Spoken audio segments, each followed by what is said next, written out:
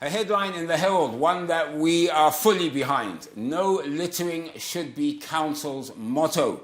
No to littering should be the motto of local authorities as Zimbabwe strives to build smarter and environmentally friendly spaces. That was said by the Minister of State for Provincial Affairs and Devolution for Harare Province, Charles Chawenga.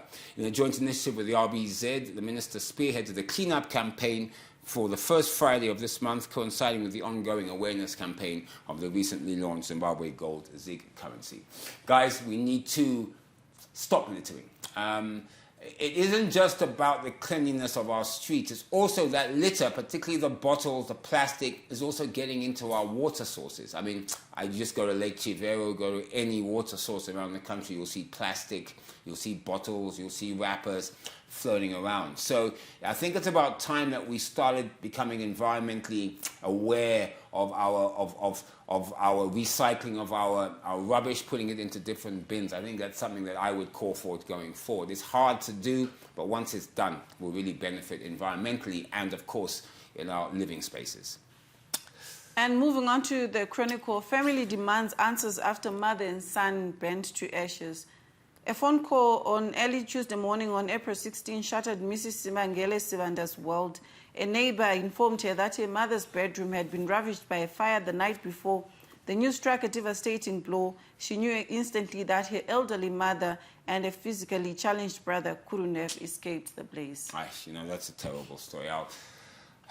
Our thoughts and prayers go out to that family, but I think as well it highlights the danger of fires, particularly in this cold weather. I mean, we talked about that, Melissa, in terms of setting fires inside huts or like some guys setting it in cars and leaving it on at night. Apart from the smoke inhalation, it can also lead to fire. So you just got to be really careful. We know it's cold and everyone is cold, and it must be really cold in the rural areas, but loss of life, it's just so sad. And also, one thing to also note, Andy, that I've noticed is at my house, the power keeps tripping every time it comes back. It comes back with a lot of power, like and a surge. Like a surge, and that can also start fires because it's an electrical problem. So it's also something to take note on. If you see your house is doing that, please get it checked as soon as possible. In fact, don't they say you should turn off most of your appliances, like your fridge and stuff like that, and then when it comes back, then you turn it on. Then you turn it back on. But then, like, what if you're sleeping in the middle of the night? Who's going to switch that off? It's just, you just got to be careful. We just have to be careful. I think with all the construction of new houses and stuff, maybe you should have some surge protectors come along with the plugs as well. But anyways, still in the Herald, Zimpraise Season 16 launch lives to billing. Now, the interdenominational choral group Zimpraise Legacies album, The Love Project Season 16, held at the Harare Gardens on Saturday, was a show of talent as local gospel acts who supported the event put up a sterling performance. Now, some of those artists include Dorcas Moyo, Pastor G, Kudam Trene, Jonah Chivasa, Everton Mlalazi, Benjamin Rupapa, and The Unveiled. I mean, this night was an incredible night.